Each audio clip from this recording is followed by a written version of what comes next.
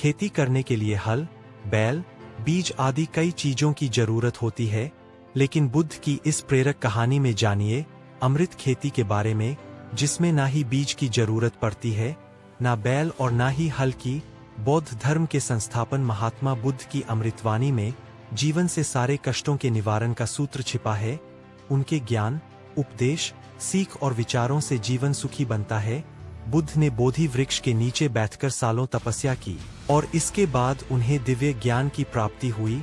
इस तरह वे सिद्धार्थ गौतम से भगवान बुद्ध बन गए। गौतम बुद्ध के जीवन से कई प्रचलित कहानियां जुड़ी है, लेकिन इस कहानी में जानिए अमृत खेती के बारे में।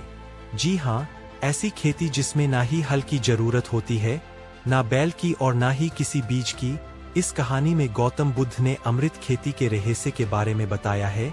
दोस्तों, कहानी में खो जाए उससे पहले इस वीडियो को लाइक और चैनल को सब्सक्राइब करें और बेल आइकन बटन को दबाकर ऑल पर सेलेक्ट कर लें, ताकि कोई भी वीडियो इस चैनल पर डालूं तो नोटिफिकेशन सबसे पहले आपको मिले। तो चलिए आगे बढ़ते हैं कहानी की ओर। अमृत की खेती की प्रेरणादायक कहानी। भगवान बुद्ध एक बार भिक्षाटन करते हुए एक किसान के द्वार पहुंचे। भिक्षुक को अपने द्वार पर आया देख किसान ने उपेक्षा पूर्वक कहा, श्रमण, मैं तो स्वयं हल जोतता हूँ और इसके बाद अपना पेट भरता हूँ। आपको भी हल जोतना चाहिए और बीज बोना चाहिए, इसके बाद मेहनत कर खाना खाना चाहिए। किसान की बात सुनकर बुद्ध ने मुस्कुराते हुए कहा, हे अन्नदाता, मैं भी खेती ही करता हूँ। बुद्ध की बात पर किसान को जिज्ञासा हुई और उसने कहा, तुम्हारे पास नहीं मैं हल देख रहा हूँ, ना ही बैल और ना ही खेती के लिए जमीन, तो तुम कैसे कह रहे हो कि तुम भी खेती करके ही खाना खाते हो? तुम अपनी खेती के संबंध में मुझे जरा समझाओ। बुद्ध ने किसान से कहा, मेरे पास श्रद्धा, भक्ति, आस्था, आदर, सम्मान और स्नेह भाव का बीज है। चित्त की शुद्धि, धर्म लाभ के लिए किया जाने वाला व्रत और नियम, इंद्रिय निग्रह, तप, योग साधना, समाधि, ब्रह्मचर्य, तपस्या रूपी वर्षा और जीवमात्र रूपी ज्योत और हल है। मेरे पास पाप भीरुता का दंड है।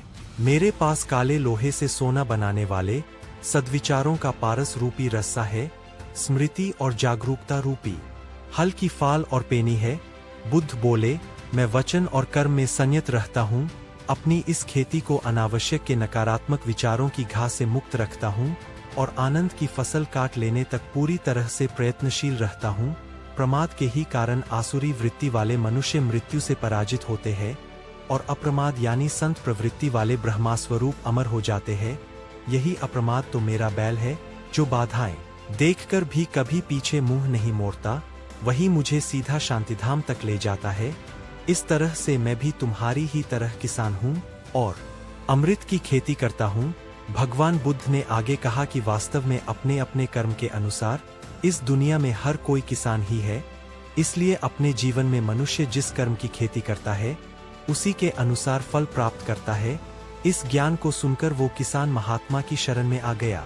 कहानी पसंद आई हो तो कमेंट में जरूर बताएं।